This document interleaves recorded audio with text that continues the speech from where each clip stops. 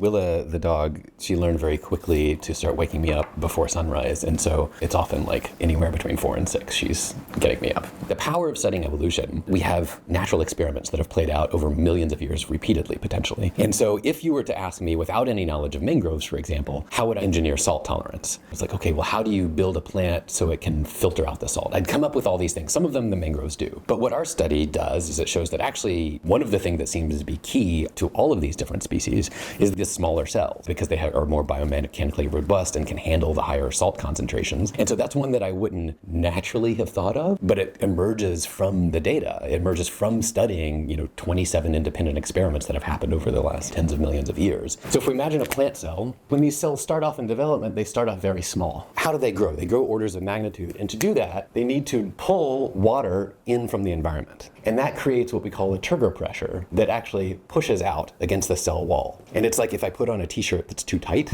and I'm pushing out on it, right? It's restricting me. It actually causes it to plastically deform, to actually stretch permanently at some point. And that's how you get a bigger cell, and that allows for more water. When you're a mature cell, you don't want to stretch. You're actually done growing. And so you might want a really rigid, thick cell wall. And so essentially we said, okay, well, this seems like there's these basic physiological principles that might be playing out in the saline environment that is going to influence how much the cell would grow, that it might not stretch and grow as much because water is limiting, and because you need to maintain a really high turgor pressure to accommodate all that saline water that's in the environment, then you might need a thicker cell wall. And that's essentially what we found. The mangroves are repeatedly and consistently have smaller cells with thicker cell walls.